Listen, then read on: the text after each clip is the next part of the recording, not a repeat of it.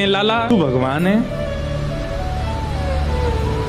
ठाकुर जी बोले काई को मधुमंगल तू ये काई को पूछ रहा हो? बोले ना हमने ऐसी सुनी है कि जब गर्गाचार्य जी आए ना तो वो कह के गए कि यशोदा मैया तुम्हारो लाला नारायण समान गुण ही है, और तेरी हरकतन ते वो ऐसा लगे कि तू कहीं भगवान तो ना है। तो ठाकुर जी धीमे से बोल जाते हैं, बोले मधुमंगल एक बात बताऊं? बोले कहा, मैं जय जय ही हूं, मैं भगवान ही हूं। तू सांची भगवान है? बोले हाँ। लाला मैं सबन ने बता दूं कि तू भगवान है? ठाकुर जी बोले हाँ बताया।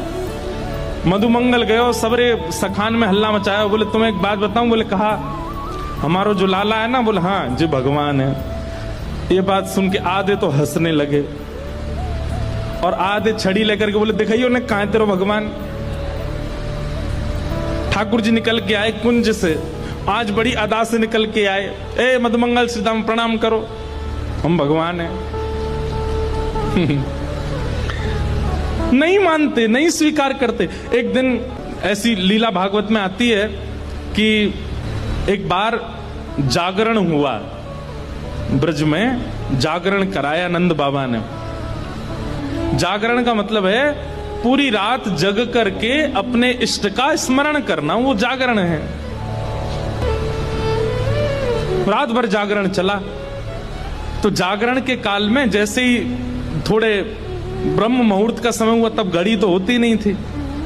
अंदाजा लगाया तो नंद बाबा को लगी कि भाई ब्रह्म मुहूर्त है, क्यों मैं स्नान करवे जाऊं। तो जैसे ही नंद बाबा ने यमुना जी में प्रवेश किया, क्योंकि अब तो नहीं ऐसा होता पर नदियों में भी स्नान करने का समय होता है। ब्रह्म काल से पहले अगर आप नदी स्नान करते हैं तो वो देवताओं का समय होता है। उस समय देवता स्नान करने आते हैं, उस समय नहीं करना चाहिए।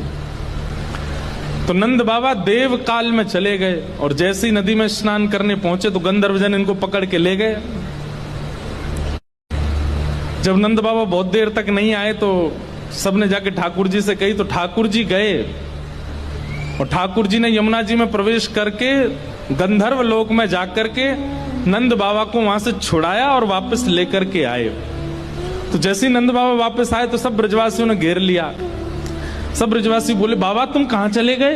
रात में गए, अब निकल के आए हो।